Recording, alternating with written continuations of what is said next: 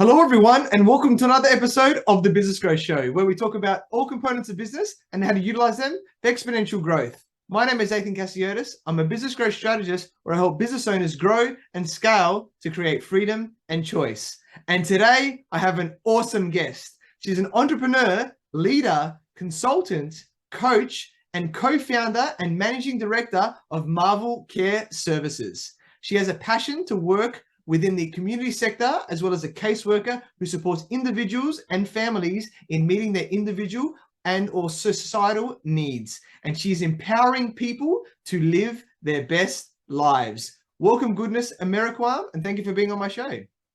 Thank you, Athin. That was a pretty great introduction.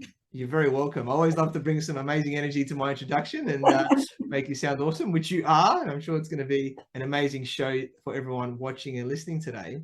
So you're a very successful entrepreneur. So for those people who don't know who you are, please introduce yourself by telling us about you and your journey. Okay. Well, it's hard to talk about myself sometimes, but I think I'll start by saying that success is defined by you. For me, success is defined by the fact that I have been able to give a lot out into the world and give a lot to people. So my journey started off not really knowing, how I was going to help, but knowing that I was brought into this world to just give. And I'm a big giver. Stumbled into the disability sector by mistake because I was mistakenly sent to work there by my manager. I was sent to the wrong place and fell in love with it. And my journey then, really skyrocketed from there, wanting to really take the model in how the Australian society supports its vulnerable people to take it to Nigeria and other parts of Africa to support the vulnerable. And I've been inspired by so many people. I've been inspired by the director of the New South Wales Child Protection Helpline. I've been inspired by my managers, by my coordinators, to start something small here, build that model, scale it up, and build something that is reputable and known so that it will be taken seriously where it is needed the most as well. So yeah, my journey has been really up and down. I have worked in numerous roles. I have covered a lot of managerial roles, covered a lot of, on the floor roles. And I think that if anything, being the owner, being the leader of a large group of people, I have over 70 employees that I lead, having the weight of that on my shoulders has probably been the hardest part of the journey. And I'm not going to lie, there have been times where I have wanted to run and even, completely remove that responsibility from myself, but I have always been pulled back. I have other portfolios, but I'm always pulled back to this because this is, where my heart is. So the journey's been hard, but it's only taught me so much more about myself, about what I'm capable of, and about what other people are capable of, and the power of connection and of allowing yourself to be vulnerable, allowing yourself to fall down sometimes and pick yourself back up through the help of being vulnerable and being open and transparent to other people. Yeah, I love that. What a powerful story and a powerful message on that. Definitely agree with all of that. So, you've talked about, these challenges, these ups and downs and things like that. And there's a lot of pitfalls that can happen in business and some can be foreseen. So do you want to maybe talk a little bit about this, in your journey in business and how that's all gone? Yeah, definitely. Look, I went into business definitely already having a very strategic mindset. I'm a very big planner. I like to think that all risks can be foreseen, and risk is a major aspect of any business. So when starting the business, this business is something that a lot of people take 3 months to do. They get a consultant, so they get a consultancy agency to set everything up for them. Whereas, I took 2 years to do it. I really nutted out whatever I thought could be a possible risk, how I wanted the vision to be actualized, what risks, what challenges would be involved. And I remember going through our audit and being told that we were actually about 7 months ahead of our scope and size. And that was even before we began operations. And then when we got through our other audit, it was still the same, that you were about 5 months ahead in your scope and according to your scope and size, based on your systems, that they had not seen such a robust system for this type of business before. And so it's really the systems. It's strategizing what systems do you need to actualize your vision. So first you need your vision, you need your mission. How are you going to get there? Do you know what you need to do to get there?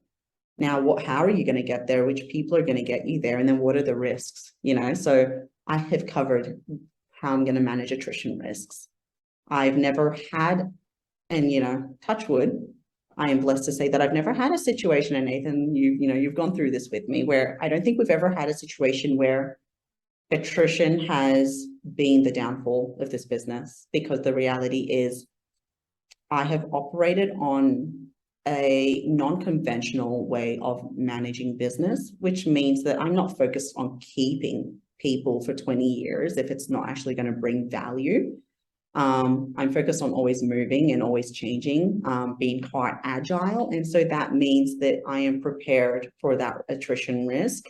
I am prepared for how to manage risks to the people that we care for.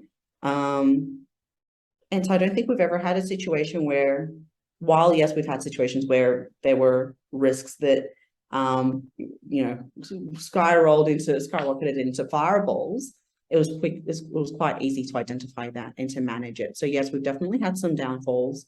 But funnily enough, through strategy, we have managed to actually get back up bigger and stronger, which is quite amazing. It has never been something that has left a long-lasting dent. I've never had a situation where it was that I was losing in business. It's always been that I've actually succeeded even more through things that other people would consider a massive risk and I need to give up right now. Yeah, awesome. Love all that. So many amazing key points there. And let's delve a little bit deeper into them, because I know that there's a lot of power there. And one thing you said at the start was planning. And I definitely agree that, once we've got that strategy, like you're going on, and that vision, that mission, we've got to really, plan for our success at the same time in business. So you want to maybe delve a little bit deeper into planning and, sort of what you're doing in that way to make sure that, you're moving in the right direction, and, your team is also going in the right direction as well. Yeah, no, fantastic. Well, this is actually quite new as well, the way that I now actually implement my plans. I started off by just really saying a lot of things, and then it was, okay, it needs to be put on paper.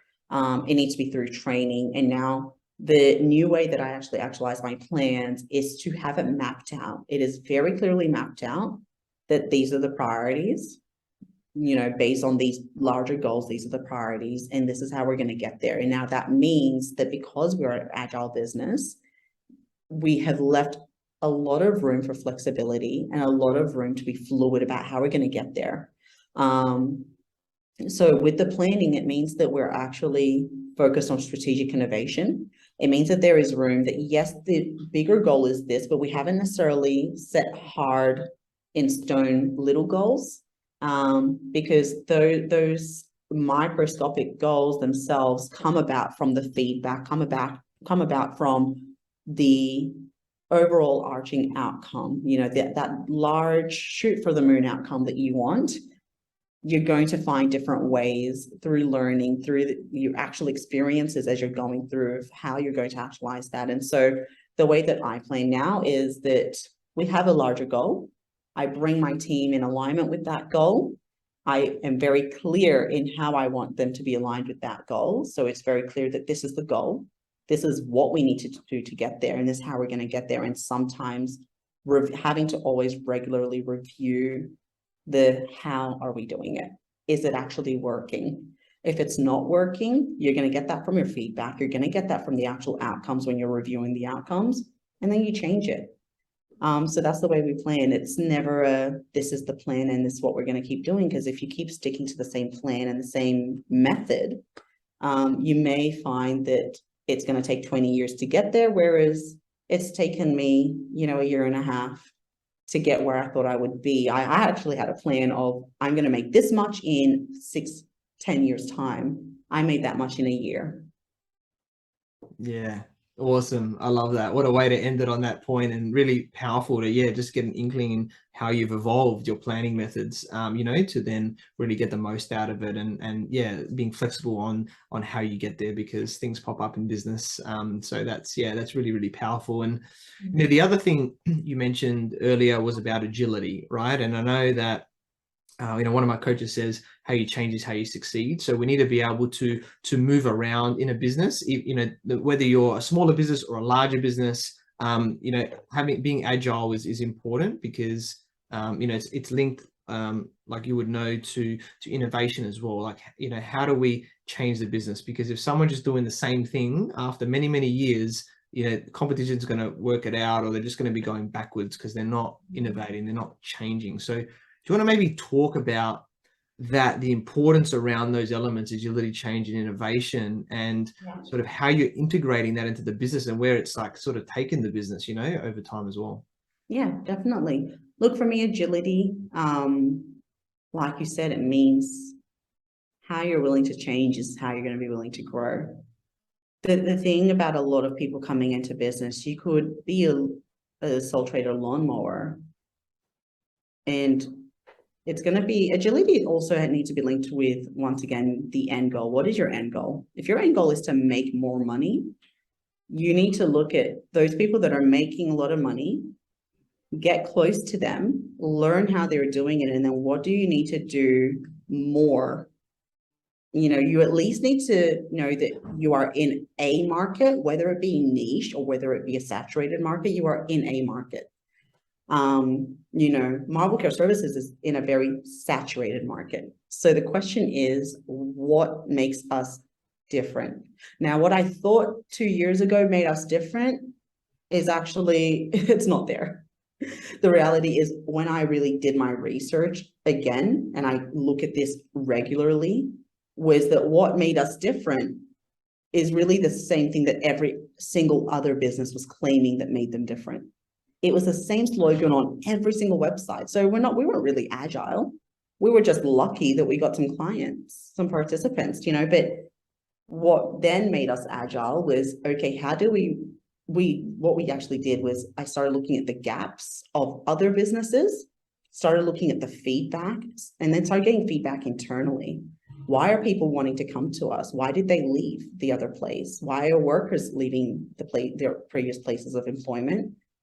And then being agile on that basis, creating a plan around the gaps is how we are agile, because we are creating a plan around the feedback. And then what we're then doing is filtering that through, and funneling it through the different channels, and then actually creating systems around that to fill those gaps. Because in a saturated market, you need to stand apart and do something a little bit different. In a niche market, you need to just be doing something different, something new. It's not much competition, but where Marble Care Services is in a high competition field, one of my other portfolios that is going to be worth a lot, is set to be worth a lot, is in a very niche market. And for that one, all I need to do is literally copy the same model that someone else is doing, but just at least meet it at that level, meet them at that standard. Because if you're going to enter a business, not wanting to invest very much into it, not wanting to actually even invest enough to meet the same standard as your competitors, then you're wasting your time. You're doing it to have another job because you want to work for yourself. But if you're in it to succeed, to have something that is going to stand the test of times, then you need to be agile. You need to be willing to do things differently. It's going to cost lots of money. It's going to take a lot of your time. You're going to be uncomfortable. You're going to have a lot of hard truths to face, and you're going to have to challenge yourself.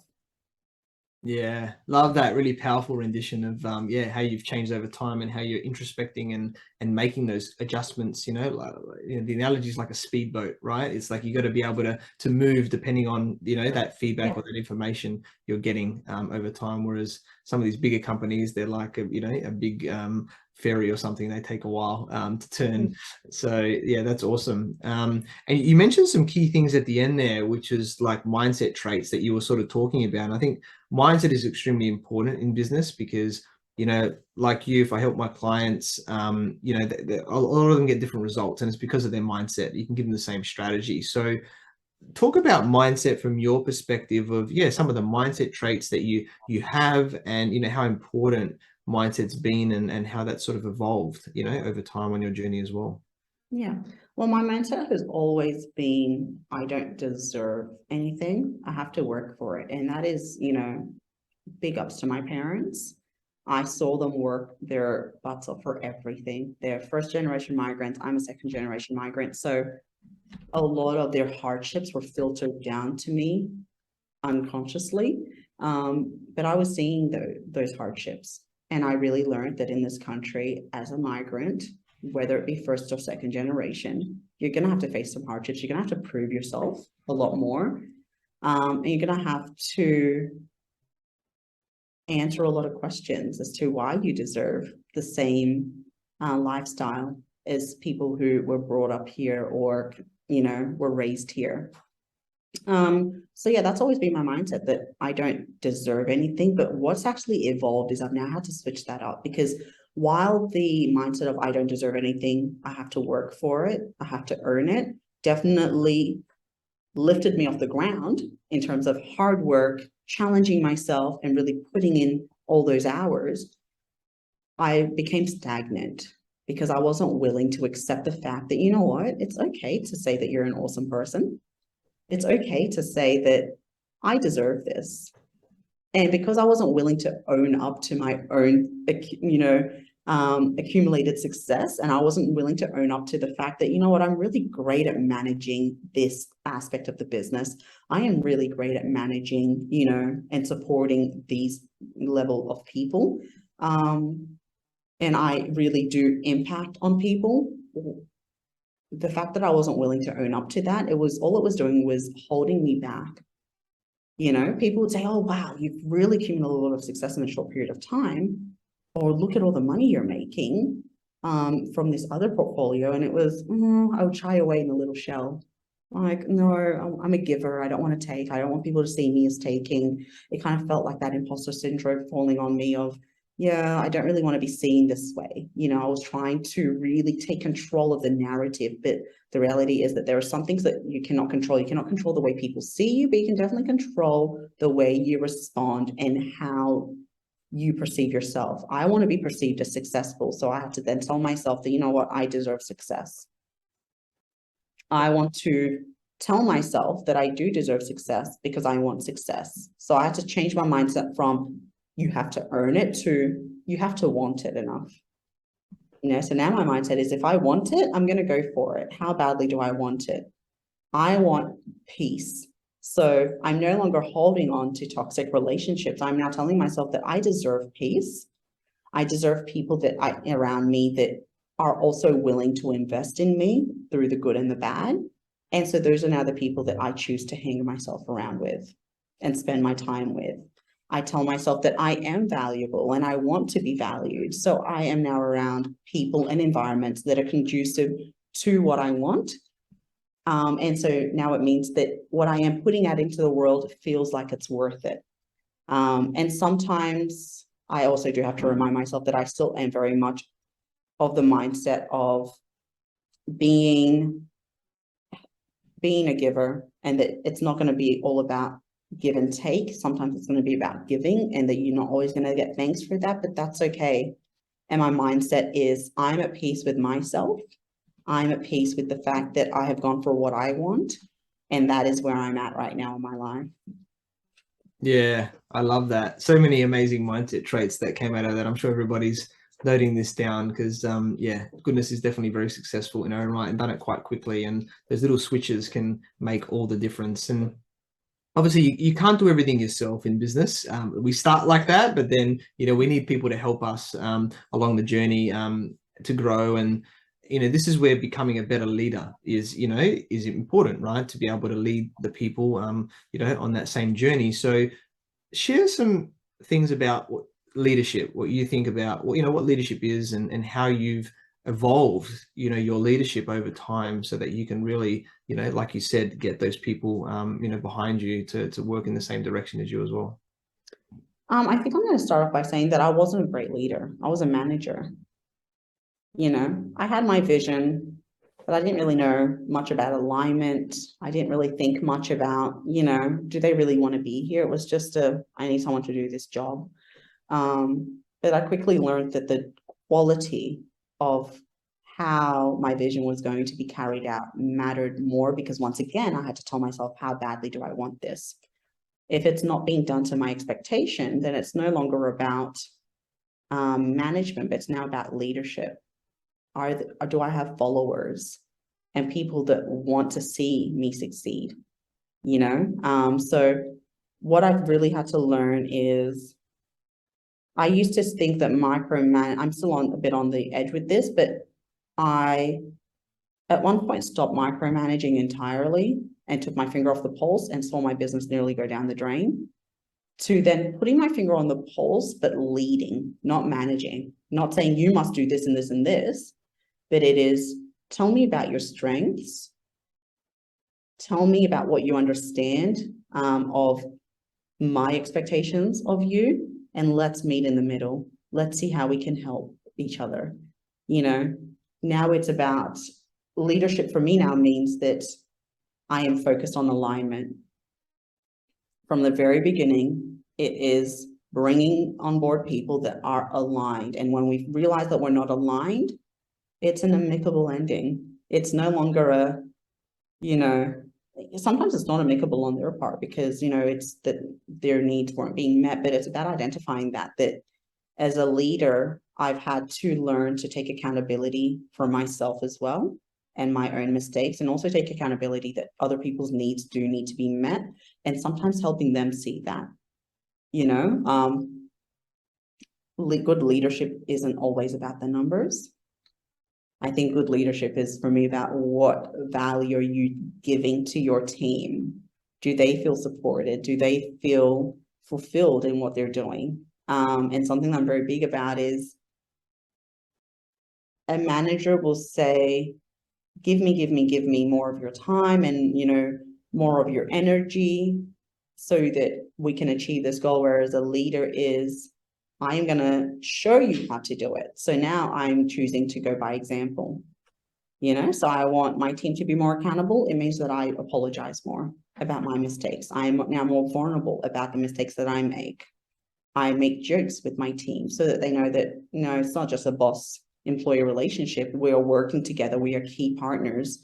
So as a leader, I lead by example in my language, in my decorum, in the way that I behave. And in the way that I treat other people and treat myself. I treat myself with care, but also my self-talk is really positive. And whenever I hear negative self-talk, I shut it down immediately.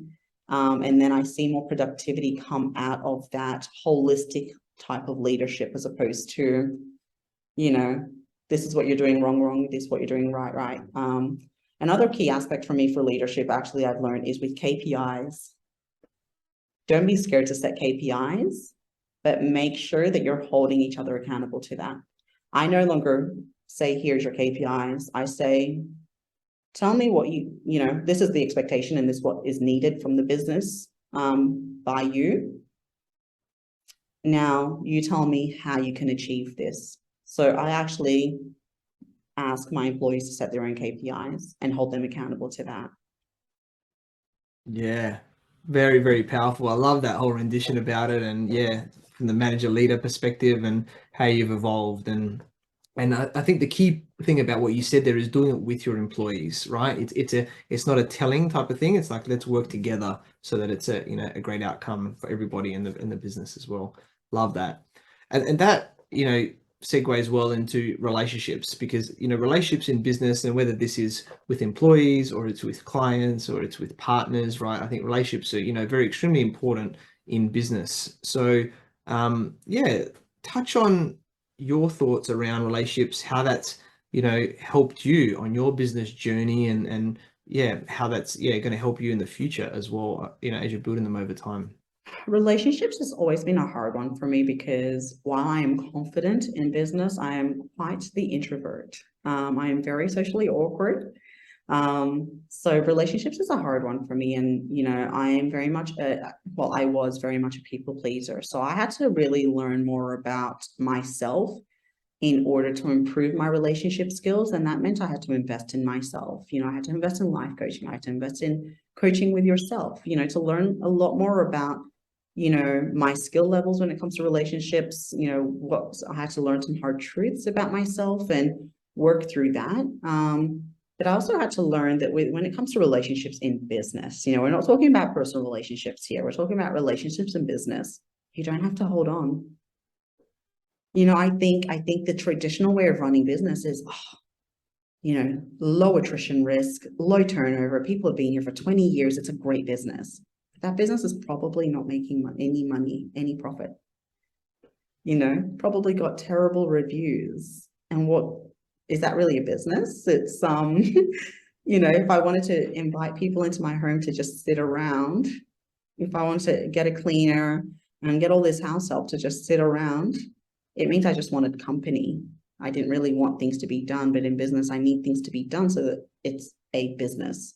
And it's a hard one. It's interesting because I am very much, the businesses that I set up are very much socialist in nature. I don't want to use the C word that people hate, but the reality about business is that they're set up to make money. Unfortunately, a lot of people who do have limited mindsets, and I was one of them. I used to have that limiting mindset of I am working for someone, but really no, it's servicemanship. You are actually contributing, and the reality is that you're getting something out of that business. If that business was not successful, you would not have money to pay your own bills.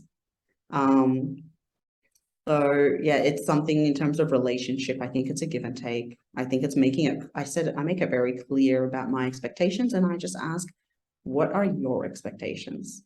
Once again, alignment. I try to ask, these are our values, these are our mission. Tell me about yours. Is it something that aligns? If it doesn't, then the relationship is going to be very difficult to work with. If you cannot work with the person that you're spending most of your time in the day with, then you're going to be living a very miserable life. You need to be careful who you're in business with. They can either break or make you. I've had people in business that have stabbed my back, had my own employees stab my back, but I get back up again because I rebuild. Relationships can be rebuilt. You don't have to keep people that are hurting you in business. So if it does mean in the first few years that there's high turnover, it probably just means that you're still having some teething problems in trying to find the right people. But when it comes to relationships, keep working at them. Keep working and do not settle. Do not settle for people that are not willing to give what are not willing to give you what you need. To an extent, obviously you need to be willing to give as well, but they say don't expect to have a great employee if you're not willing to pay them well. But I also say I shouldn't have to pay you to do your job as well. Yeah. Wow. What a powerful section that was around relationships. And, the key thing that I'll take from what you said was, if people are toxic, right, in a relationship, that you don't have to stick around, right? Like you can, and it may be okay at the start, but it may happen over time, and you can, cut those ties and make sure that you're getting the right people, whether they're team members, clients, partners, whoever it is, are all working together very well. So, yeah. Yeah, and that's a key thing about relationships is remember it is a relationship. I hate the word staff. Absolutely, it cringes me. I don't believe in a hard set hierarchy. In my team, we are all key partners. We are all colleagues. We're all here to support each other. Literally, the way that I run my businesses is the billable people, the people bringing in the money through the hours that they are spending, they're the people that are valued the most. And oftentimes in most businesses, they're actually the undervalued people. In a factory, the people working in the factory, they're the billable hours. Yet they're getting paid the breadcrumbs. They're not given the time of day. Whereas I say in our business, they're the people that I pay more attention to. They're the people I want to focus my time on, because if it wasn't for them, I wouldn't have money to pay managers. I wouldn't have money to pay myself. So relationship is a give and take. I actually have recently changed the languaging around the relationships between within the company, where is rather than you are reporting to this manager. We now say you are now supported by this person. Rather than saying staff member, we say team member, or we call you by your actual role. And now everyone is a key partner. You're not working for the company, you're working with us. So you're all key partners. You're all involved in the decision making, because at the end of the day, once again, we are agile. We are working on an agile model, meaning that we need your feedback to know how to actually run this business. And that's how a relationship works. It's really give and take. It's, you know, what are you willing to give me so that I can help you as well? Yeah, wow, very powerful. I love those extra bits there that you shared with us. And you know, you touched there on you know, coaching and mentoring. You've had life coaching. You know, I've been helping you with business coaching. How important overall has all your coaching and mentoring that you've had to get you to where you are in business, and I guess, you know, your mindset in your life at the same time? It's been very important. I think that it can often be overlooked, but I think that if you're not willing to invest in yourself, then no one else is. You know, they say no one's going to love you the way that you love yourself. No one's going to appreciate you more than you appreciate yourself. If you don't appreciate yourself more, you're going to attract people that don't appreciate you more. If you do not invest in coaching and support, and the reality is the people coaching you and supporting you are probably really successful people. So their time is worth something. I think my time is worth something. I want to be paid for my time. To an extent, I do. With the consulting, it's always usually free. I always give free consults. But in terms of the coaching, in terms of the additional support, I'm not going to spend, you know, it's like asking you to give me 26 free weeks of coaching in your spare time. But the reality is you are spending money to develop yourself so that you can give me that development. So, you know, I think it's really important. I think that my key takeaway from coaching is that it is very easy to say that you haven't seen specific deliverables. I think people often look at coaches and think, oh, what are they going to do for me? What am I going to get from it? And I know even myself, when I have offered coaching to people, I think, no, you need to see this as a favor. Yes, you're getting paid for it, you know, or yes, I'll be getting paid for it, but you would have spent 3-4 years at university getting this information. You're asking someone who is successful, how do they get $1 million in a year? Usually you'd have to go study and do a whole bunch of courses and read a whole bunch of books, but you're getting that in 1 hour.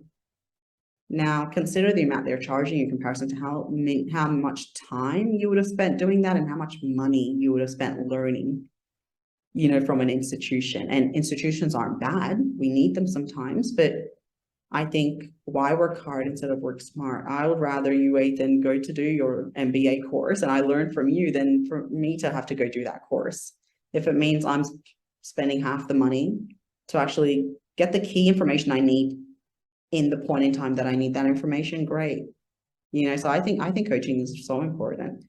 It is something that I am working through in my life to be able to actually increase my success levels so that I can actually afford more coaching, because there's so many amazing people I want to meet, but I'm also appreciative of the fact that their time is worth something and it's worth monetary value, because at the end of the day, I'm not going to go to someone who has spent a lot of money and time to get to where they're at expecting it for free as well. Yeah, love that. It's been a pleasure coaching, mentoring you, and so true. I've invested hundreds of thousands of dollars, and you know, the portion of the knowledge you can get from somebody, right? And I have multiple coaches and mentors like yourself, is invaluable to just speed up the process and you know, help us with our decision making. There's so many things. But just to give your audience an idea, I may not have made specific money. I may not have made specific money at any point in time from one particular coach, but I saved heaps. You know, through your strategy coaching, we saved hundreds of thousands of dollars because there were certain people that we probably had that was just at cost personnel to the business. So by getting the coaching of how to support them, how to increase their capabilities, or how to better lead them, we've actually saved a lot of money, increased the capability for the business as a whole, and therefore actually made money. I think it's just more about the critical analysis of things that, yeah, I know that my previous mindset was definitely like that of, oh, I'm not seeing, you know, this specific outcome or that specific outcome, but it's, you know, look at the amount of drama that I have saved and the fact that my business has not shut down because each time that there was a problem, there was someone successful who knew what to do and how to do it. And I didn't have to go and do a course to learn that. Yeah, love that. Extremely powerful. And yeah, it's all about saving money as well. It's not always about making money and protecting ourselves in the business as well. So love that. And you've definitely built a very strong foundation, you know, for yourself going forward with the business and all your other ventures as well. And yeah, it's been a very, very powerful episode today, Goodness. Thanks for sharing so much gold. And just as we're wrapping up, what one key piece of advice would you like to give to all the entrepreneurs watching and listening today? Key piece of advice is don't give up. The thing about being an entrepreneur is if it ever feels easy, if it ever feels like it's really, you're in a really great place and you're probably just stagnant. I think that the way you can know that you are growing and you are getting bigger and better is in those challenging times. If you're not experiencing the challenges, then just know that there is more ahead. You know, start finding out a way to actually start experiencing the challenges, because through those challenges, you will grow in your mindset, you will grow in profitability, and you'll grow in your skills by being challenged. Yeah, awesome. Love those points. Completely agree with them. And yeah, we connected through our networks. So I learned about your awesome journey from, you know, initially being in the disability industry and co-founding, you know, Marble Care Services, where you're helping people get, you know, the care that they need. You know, you're an amazing woman, and it's been a pleasure coaching and mentoring you, and I'm sure you continue to really help people to, you know, take their lives and empower them to get them to that next level. You know, you've shared so much gold today. I'm very grateful that we connected, and I look forward to continuing to work with you. So, Goodness, how can people find you and get in contact with you? Instagram. So if you go search me on Goodness Emerokwam on Instagram, you can find me, Goodness Emerokwam on Facebook, and Goodness Emerokwam on LinkedIn. Awesome. Definitely check out Goodness on all those platforms. And yeah, for the I'll spell it out for the people just in case it's on audio only. So it's Goodness, which is pretty easy to say, Goodness, and then Emerokwam is Emerokwam to find Goodness on them. So check her out. Amazing woman, very successful in her business ventures and everything else she's got going on, and how much her mindset's improved, and so much gold today. And thank you to everyone for watching and listening to this show where we talk about everything on business growth. And please like, subscribe, and leave us a 5-star review. And you can find me on LinkedIn, Facebook, Instagram, and YouTube as Athin Cassiotis, or visit my website, athincassiotis.com. And if you want to grow and scale your business, you can reach out to me on any platform to see if we're a good fit. And I completely agree with you, or do I? The only way you know is if you tune in next time. So until next time, remember that our business grows when we learn skills and take action using them in spite of fear. So remember to design your growth and results.